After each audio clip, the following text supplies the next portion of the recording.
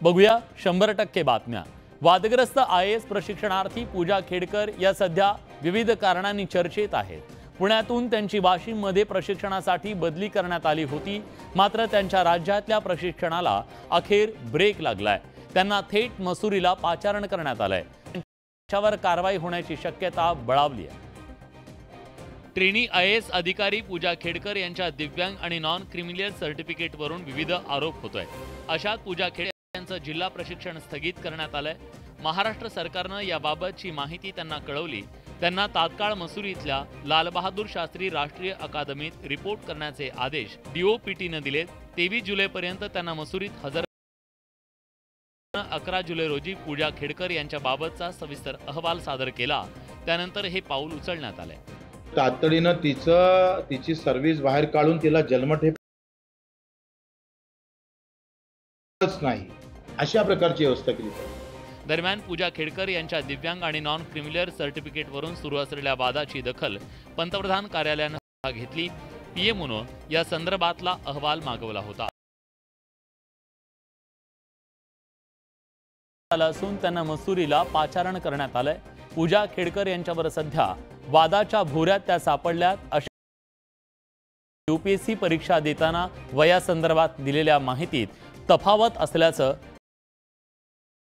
पूजा खेडकरचा आणखी एक कारनामा समोर आला। पूजा खेडकर यांचं नेमकं खरं वय काय यावर आता सवाल उपस्थित होत आहेत, कारण पूजा खेडकर यांनी वयासंदर्भात दिलेल्या माहितीत तफावत असल्याचं समोर आलंय। पूजा खेडकर यांनी 2 वेगवेगळ्या नावानं UPSCची परीक्षा दिली। त्यांच्या कॅटच्या अर्जातही याचा उल्लेख असल्याचं आढळून मध्ये 30 वर्ष तर 2023 मध्ये त्यांचं वय 31 वर्ष दाखवण्यात आलं।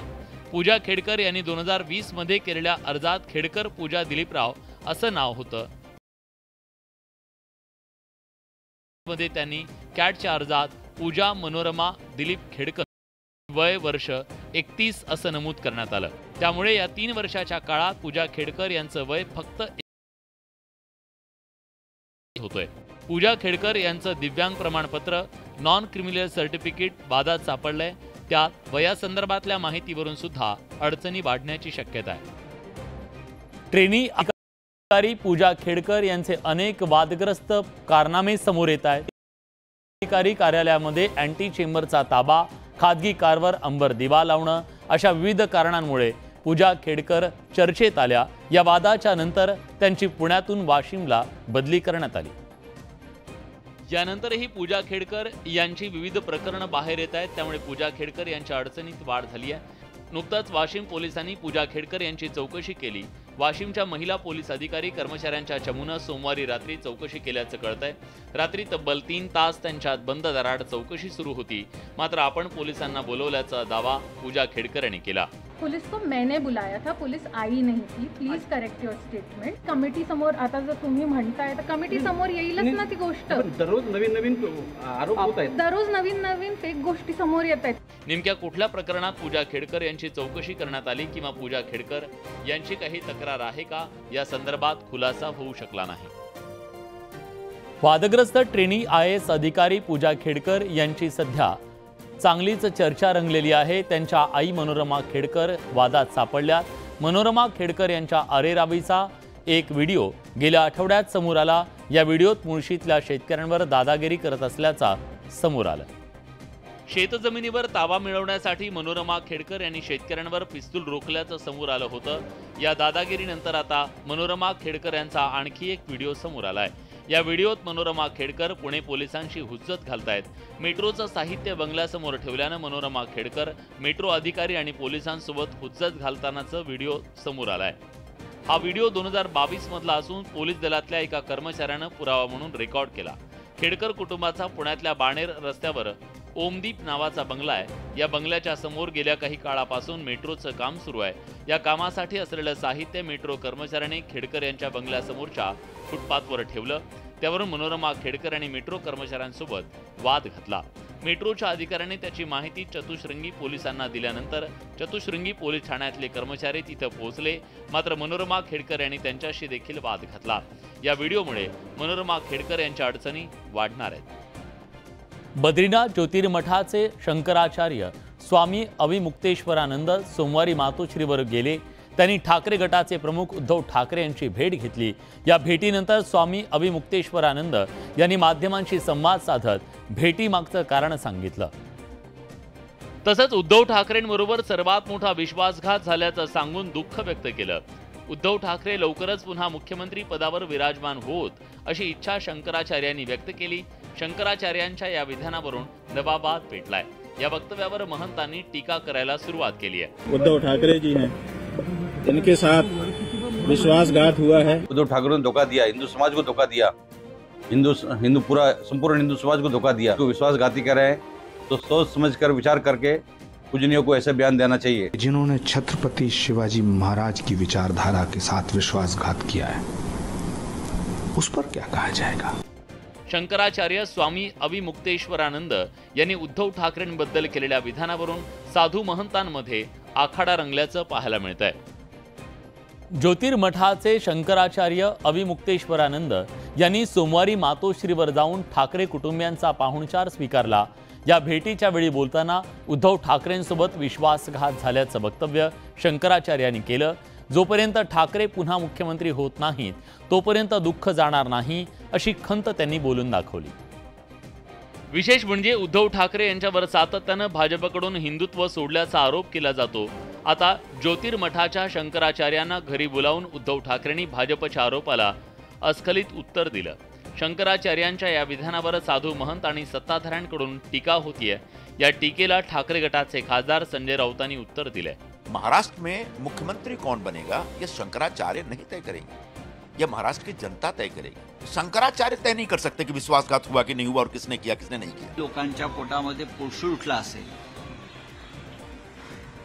टीका टिप्पणी केली असेल, याचा अर्थ असा आहे की त्यांना हिंदुत्व मान्य नाही. शंकराचार्यांवर टीका करणाऱ्यांना संजय राऊतांनी एक आठवण करून दिली आहे. ह्याच शंकराचार्यांसमोर 2 दिवसापूर्वी एका सोहळ्यामध्ये नरेंद्र मोदी यांनी झुकून त्यांना नमस्कार केला. शंकराचार्य स्वामी अविमुक्तेश्वरानंद यांच्या मातोश्री भेटीवरून राजकारण तापल्याचं पाहायला मिळतंय. महाराष्ट्राच्या राजकारणात गेल्या 2.5-3 वर्षापासून नाट्यमय घडामोडी घडतायत. राज्याच्या राजकारणात कधी काय होईल याचा नेम नाही. त्यामुळे गेल्या काही तासात घडणाऱ्या घडामोडींमुळे राजकीय वर्तुळात उलटसुलट चर्चांना उधाण आलं. सोमवारी राष्ट्रवादी काँग्रेसमधील अजित पवार गटाचे नेते छगन भुजबळ शरद पवार यांच्या भेटीसाठी मुंबईतल्या सिल्वर ओकवर गेले. त्यांची बंद दाराआड तास-दीड तास चर्चा झाली. त्यानंतर मंगळवारी शरद पवार यांच्या मोदी बागेत खासदार सुनेत्रा पवार पोहोचल्या. सुमारे तासाभरापेक्षा जास्त वेळ खासदार सुनेत्रा पवार मोदी बागेत होत्या. सुनेत्रा पवार मोदी बागेत दाखल झाल्या तेव्हा शरद पवार, सुप्रिया सुळे देखील उपस्थित होते. त्यामुळे सुनेत्रा पवार यांनी मोदी बागेत कोणाची भेट घेतली याबद्दल उत्सुकता निर्माण झाली. सुनेत्रा पवार यांनी बारामती लोकसभा मतदारसंघातून सुप्रिया सुळेंविरोधात निवडणूक लढवली. मात्र या निवडणुकीत सुनेत्रा पवार यांचा पराभव झाला. त्यानंतर राष्ट्रवादी काँग्रेसकडून सुनेत्रा पवार यांची राज्यसभेवर बिनविरोध निवड झाली. खासदार झाल्यानंतर सुनेत्रा पवार पहिल्यांदा मोदी बागेत पोहोचल्या. छगन भुजबळांनी सोमवारी शरद पवार यांची भेट घेतल्यानंतर उलटसुलट चर्चा रंगल्या. अशात मंगळवारी अजित पवारांच्या पत्नी आणि राज्यसभेच्या नवनिर्वाचित खासदार सुनेत्रा पवार पुण्यातल्या मोदी बागेत पोहोचल्या. त्यामुळे सुनेत्रा पवार मोदी बागेत का गेल्या याबद्दल चर्चांना उधाण आलं. शरद पवार आणि सुप्रिया सुळे मोदी बागेत असताना खासदार सुनेत्रा पवार तिथं पोहोचल्या. त्यामुळे त्या अचानक शरद पवारांच्या भेटीला पोहोचल्या का असा प्रश्न अनेकांना पडला. मात्र सुनेत्रा पवार या मोदी बागेत शरद पवार यांच्या भेटीला गेल्या नसल्याचं स्पष्टीकरण अजित पवारांच्या राष्ट्रवादीकडून देण्यात आलं. सुनेत्रा पवारांनी कुणाची भेट घेतली याची माहिती युवक राष्ट्रवादी काँग्रेसचे प्रदेशाध्यक्ष सूरज चव्हाणांनी दिली. राजकारण राजकारणाच्या ठिकाणी ठेवा, पण ते कौटुंबिक सख्य आहे, एवढे वर्ष एकत्रित राहिलेलं आहे. मोदी बागेमध्ये अजितदादांच्या भगिनी राहतात, त्या दुसऱ्या विंगेमध्ये राहतात. त्या त्यांना भेटण्यासाठी त्या ठिकाणी गेलेल्या आहेत. मी काय बोलणार आता, जर त्यांना भेटायचं असेल तर ते भेटू शकतात. काल भुजबळ साहेब भेटले. तर ही कौटुंबिक भेट असावी असे राष्ट्रवादीचे वरिष्ठ नेते म्हणतायत. सुनेत्रा पवार यांनी मोदी बागेत कुणाची भेट घेतली आणि काय चर्चा झाली हे गुलदस्त्यात आहे. मात्र 2 दिवसापासून राज्यातल्या राजकारणाची दिशा पुन्हा शरद पवारांकडे गेली आहे. रविवारी कोल्हापुरातील विशाळगडावर 2 वेगवेगळी आंदोलनं झाली। या आंदोलनाला हिंसक वळण लागलं आणि त्यावेळी तोडफोड जाळपोळ करण्यात आली। या हिंसाचारानंतर कोल्हापुरातलं वातावरण तापलंय। विशाळगडावरील अतिक्रमणावर प्रशासनाकडून सोमवारी कारवाईला सुरुवात झाली। त्यावेळी खासदार शाहू महाराज छत्रपतींनी जाळपोळ तोडफोडीचा निषेध करत मंगळवारी नुकसानग्रस्तांची पाहणी करणार असल्याचं जाहीर केलं। त्यानुसार मंगळवारी सकाळी खासदार शाहू महाराज छत्रपती, आमदार सतेज पाटील विशाळगडाच्या दिशेने रवाना झाले। मात्र पोलिसांनी त्यांना पांढरेपाणी इथं रोखलं। जमावबंदी लागू असल्यानं शाहू महाराज छत्रपतींना रोखण्यात आल्याची माहिती आहे। पोलिसांनी यावेळी पत्रकारांची देखील अडवणूक केली। 13-14 तारखेला लोकांना थांबवायचं होतं, त्यावेळी थांबवलं नाही।